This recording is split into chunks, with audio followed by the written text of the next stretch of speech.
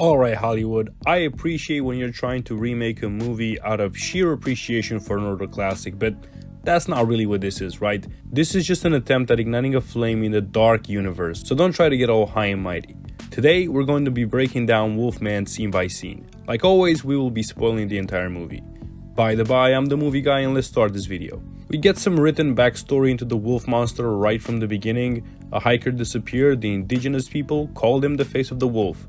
I don't really like this way of offering backstory, it just seems cheap. It's almost like starting the movie with a voiceover in order to show some lore and then abandoning it. We start off on a farm in the middle of nowhere and we meet a young Blake and his father Grady.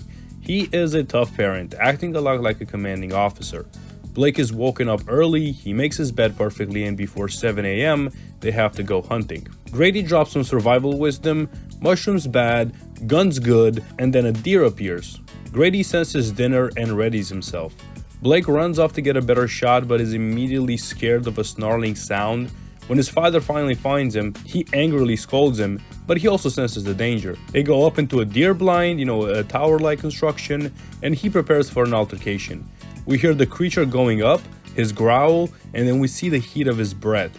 A high-pitched noise calls the creature away and Grady and Blake are free for now. This was a very intense scene. I want more of that. Grady surveys the land with his rifle, he sees the deer that he wanted to hunt and is dead. A hairy figure runs away right into his sights and he shoots it. He now calls for his son to retreat to the house. In his basement, Grady talks to a man about the monster and how they should go to kill it in order to protect their boys. Like that's not going to get both of them killed. This is the end of the first act, and like I usually like to do, we will stop a bit and do a bit of a retrospective. There's not a lot to unravel here, but I like the atmosphere thus far. It's tense, it's creepy, there are some beautiful shots of Mother Nature. Oregon looks like a beautiful place to live. I'm curious to see more of this story, so let's continue. 30 years have passed and Blake is now living in the city. He's walking with his daughter. He gets really angry at her for not listening to him, which is definitely a call to how his father was parenting him, sins of the father and all that. He quickly realizes the error of his ways and apologizes to his daughter. Blake receives a letter at home. His dad is now officially considered dead. I guess he was missing for a long time after trying to hunt down the creature. We learned that Blake ran away from home when he got old enough. The dialogue in this scene is great. Blake opens up about his feelings to his daughter and you can clearly see that there is unresolved trauma there. Blake and Charlotte, his wife, are not happy, generally in life. So Blake suggests taking his family to a trip to Oregon. He has to clear his dad's farm of any belongings and he thinks that it would do great for their relationship as a family. Because nothing says relaxing weekend like being alone in the woods with zero cell reception and every horror cliche breathing down your neck. Charlotte, the workaholic, admits to not considering herself a good mother to Ginger, their daughter. These characters are so broken and I love it. Hopefully they are fleshed out even more in the movie. They arrive in Oregon in the woods near his farm, but Blake doesn't remember the way to it. Luckily, a guy named Derek was close and he offered to give them some directions, so he gets in the truck and they drive off. They talk. Derek is clearly unhappy with his life and his social skills are a bit rusty. Night comes and they are still on the road. Blake crashes the truck after something appears in front of him, a human-like form. They are in huge danger now. First of all, the truck is dangling off a hill and the landing could kill them, but also Blake hears the snarl. Ginger and Charlotte escape, so does Blake, but not before being scratched by the monster. They all survive though, as the Wolfman realizes that Derek is the easy prey now. They run away and get to the farm. The monster though is hot on their heels. I think we're at the midpoint, so we'll take another break. The acting in this movie is really good. Christopher Abbott plays Blake, Julia Garner plays Charlotte. Both of them tell a lot of their expressions, so you know their feelings even before they express them. I know that Ryan Gosling was rumored to star as Blake. For some reason that did not happen, but you can't be too mad at that because Abbott is just great thus far. And I'd never be able to forgive myself if this stayed with you. Blake is Father of the Year nominee. The dialogue continues to be a strong part of the film. They need to escape. Chances of that happening before morning are slim though. Blake starts the power generator and he uses the old radio inside to try to get in contact with other people, but predictably no one responds. Blake tries to eat some beef jerky but he loses a tooth. Charlotte notices though a big scratch on his arm. Blake says it's from the glass of the truck, but she says it doesn't look like a glass scratch. Well, Blake could become the next Wolfman.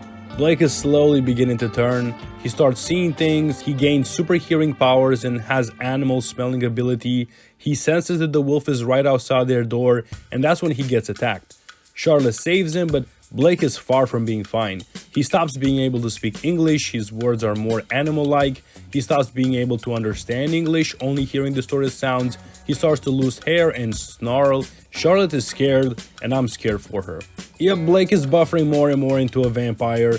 He starts chewing on his own arm, hungry for flesh. He thinks about leaving the house, but Charlotte does not want to give up on him. All three of them have a heartfelt moment, but they cannot understand one another.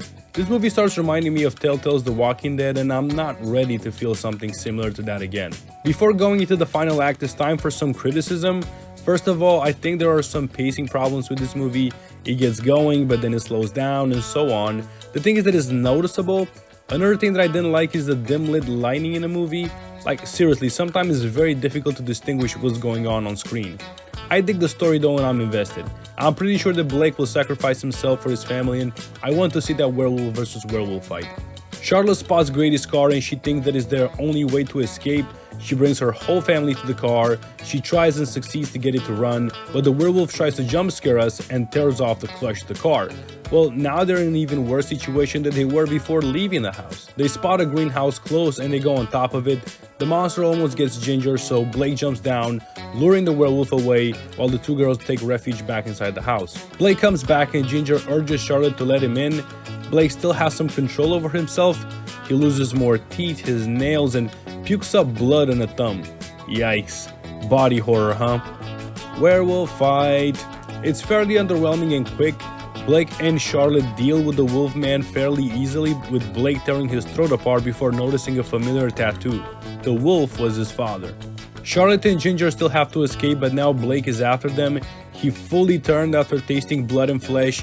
He chases them around until he corners them in a barn. Charlotte traps him with a bear trap and they escape the barn. There's still some hesitation from Blake. He chews off his own foot in order to escape the trap. Who remembers this amazing Tom Hardy interview? Cut it off. Nah. The girls try to escape through the woods, but now Blake is running after them. Charlotte finds Derek's rifle, they go up in a deer blind, and it's almost the same scene as in the beginning with the werewolf climbing the stairs. We hear the snarl, see the breath. When Blake gets to eye level with his family, he doesn't attack. He wants mercy, and Charlotte delivers it through a bullet to the heart. And just like that, problem solved. I wonder how Charlotte is going to explain the disappearance of her husband to the police. So yeah, Wolfman, a movie that asks what if trauma but make it furry.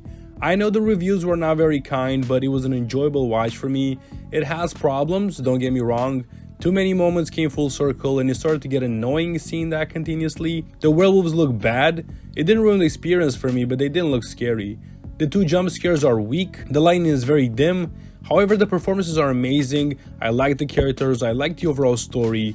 It's an enjoyable watch and one that was emotional to me. If you made it through this werewolf therapy session with me, hit that like button or don't. But then you're probably cursed. Until next time, keep on watching movies, guys.